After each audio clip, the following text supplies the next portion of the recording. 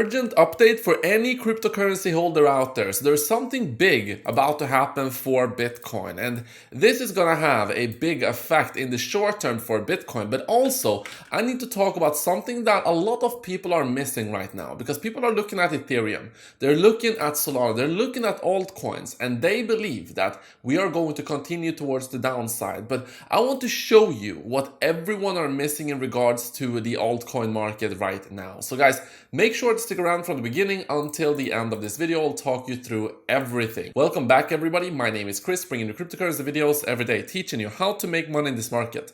If you're new to the channel, then make sure to subscribe and activate the bell right now. So let's get straight into it guys. So what you can see on the daily time frame is that we continue to go a little bit sideways and down here. Not a lot of volatility the last 4 days, but we're still above the yellow dotted line here. And I believe that we are seeing still a pretty bullish trend right now, although things are very boring for Bitcoin, sideways action here. We still have the trend intact of this channel going towards the upside. Now, if you look at the smaller time frame, so let us start off with the 30 minutes. So I talked you through this yesterday. I said that we're consolidating here. We are about to see a significant move as we either break this towards the downside or break this towards the downside or break this towards the upside or downside, I should say. What actually happened is we broke it towards the downside. We went down by almost 2% here, and since then we have recovered. So this has already played out. However, I need to show you something else. So on the 2-hourly time frame, or I believe you can even do this on like the hourly time frame or similar, but let us do this on the 2-hour for now. What you can see is that we are right now having a little bit of consolidation also in a pattern right here. So this is actually a bullish pattern. So look at this, and then we have this right here as well. So we are now consolidating on the midterm time frames, I should say, on the 2-hourly time frame, consolidating right here. Now this is going to break out in the next few days as well. So just like with the small consolidation on the 30-minute time frame I talked about yesterday that broke down, let us see if this is going to break upwards or downwards, because the support right now for this pattern is 86,400, and then the resistance it is call it $88,000 currently. And then in addition to this, we also know that we have the moving average. So we have the 200-day moving average, which is this green line. It is also reinforcing this yellow dotted line right here as well. So on the daily time frame, we are creating a big support level right around $86,000, but we do have also resistance at about 89,500 with this 50-day moving average. So the 200-day moving average in green, 50-day moving average in orange. So that is what I'm watching in the immediate short term, guys. And this is going to have a, it's going to be a decent move here, depending on if this breaks towards the up or towards the downside. On the balance of probabilities, I think that it is more likely that this is going to eventually break towards the upside, because I still believe that we're in a bull market, but also I know that we're going to see volatility and we're going to have big swings both to the up and towards the downside. So we have to be prepared for that. But in general, I believe we are going to trend upwards. So that is why I believe that we are probably going to most likely break this towards the upside. Okay, now let me show you something else. So for Ethereum, we failed to break through my orange resistance level at 2080. You already know about this, but one thing I want to show you is that if you look at Ethereum compared to Bitcoin, Ethereum has gone down so freaking much. So we are almost at levels that was in the deepest part of the bear market of 2019. And then prior to that, you had the big surge in 2016 and 2017 for Ethereum. So really, we are at very low levels compared to Ethereum. In 2017, Bitcoin was between $2,000 and then it peaked at $20,000 at the end of 2017. So it did a 10x approximately. But Ethereum was outperforming in 2017. But now Bitcoin is at $85,000. But compared to Bitcoin, we're just trending down here for Ethereum. Now, is Ethereum dead? I don't think so. Ethereum has an ETF. And if anything, in my opinion, I actually think this is a pretty good buying opportunity. Now, this is not going to come as a surprise to you. I still believe that Ethereum is going to do pretty well, and that is why I have all of my Ethereum trades open here. I have several $1 million of exposure to Ethereum with my trading strategies towards the long side.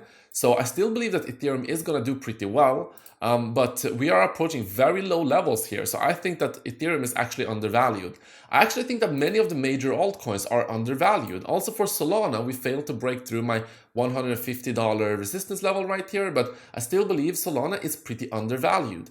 And for Cardano and XRP, they've been doing better than Ethereum and Solana, but also I believe that these majors like Ethereum, Solana, Doge, Cardano, and XRP, I believe these are all undervalued. Now, let me rewind the tape a little bit. So you know that for the last 1 year or so, I've been saying that the reason why I have trading strategies for Ethereum, Solana, and these like Doge and Cardano and XRP is because I believe that cycle after cycle, these are going to be around. And I believe that they are going to capture a lot of the upside once we finally start to run. Now, one thing I want to show you is that if you look at the altcoin season index, we are at extreme low levels right now. So these are typically the times when you want to be buying altcoins, even though it hurts. And yes, we could go down lower. This is typically when you want to be buying altcoins. And I see a lot of people are right now capitulating and they're selling all of their altcoins, or at the very least, they are consolidating into major altcoins. And this is why I was saying for the last few months, Ethereum, Solana, Doge, Cardano, XRP.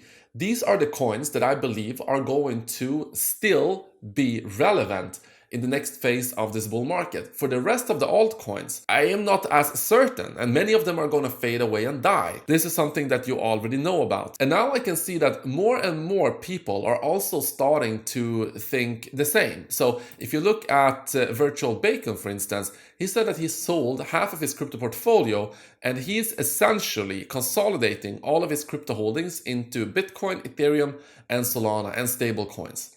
So, and I'm not bashing on Virtual Bacon or anything like that. I'm just saying that this is the general, sentiment right now, that people are selling off their altcoins, even though really selling off the smaller altcoins should have been done probably several months ago, and then consolidate them into these major altcoins like Ethereum, Solana, and these ones. But just know in general that this is the time when you want to be buying altcoins. And up here, when we are at very high levels and when altcoins are popping off really, really hard, this is in general when you want to be selling. So people get this the other way around. People tend to be buying a lot up here and to be selling a lot down here, which is you should do the other way around to consistently make money in crypto. And this is the reason why I'm not selling any of my altcoins right now. In fact, if anything, I will be adding into my altcoin positions here. For Ethereum, for Solana, I will probably do that on Monday or Tuesday. So this will be very important. So keep track of this, activate the bell icon if you want to see the changes that I am going to do to my portfolio here